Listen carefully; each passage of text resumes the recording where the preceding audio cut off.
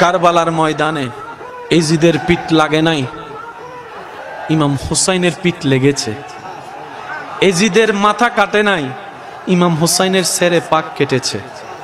কিন্তু যখন ইমাম হুসাইনের সে সেরে পাক নিয়ে আসছে পথের মধ্যে, তারা রাখবে কোথায়? জগৎকে তো দেখাইতে হবে, কারণ তারা একটা মিথ্যা প্রপাগান্ডা চালিয়েছিল তখন। সেটা কি? দেশদ্রোহীর সাথে যুদ্ধ বলে একটা প্রপাগান্ডা চালিয়েছিল। কারণ তারা জানে যদি ইমাম হুসাইনের নামটা জানা হয়ে যায় তাদের কারো অস্তিত্ব রাখবে না, সবাই মিলে ইমাম হুসাইনের পক্ষে চলে যাবে। এটা তাদের জানা ছিল, নামটা তারা ভিন্ন করে দিয়েছে। এখন জগৎকে দেখানোর জন্য কি করবে? একজন বলে যে একটা কাজ করো, যে মাথাটা কেটেছি আমরা সেটা ওই বর্ষার মধ্যে ঢুকাই দিই। বর্ষার মধ্যে যখন ঢুকাই দিব দূর থেকে মানুষ দেখবে।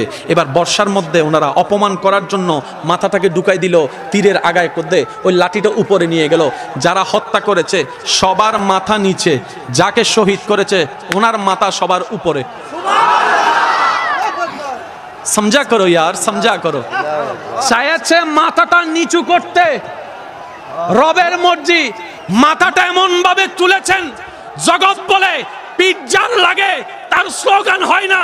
কিন্তু আপনার এলাকার প্রত্যেকটা মানুষ সাক্ষী, 2024 সালেও জায়গায় জায়গায় রন্দে রন্দে ব্যানারে ব্যানারে ইমাম হুসাইনের নাম দেখা যাচ্ছে, ইমাম হুসাইনের নাম দেখা যাচ্ছে, ইমাম হুসাইনের নাম দেখা যাচ্ছে। কোরআন ডাক দিয়ে বলে ওয়াতু আইজ্জু মান তাশা ওয়াতু জিল্লু মান তাশা। চিৎকার দিয়ে বলেন সুবহানাল্লাহ।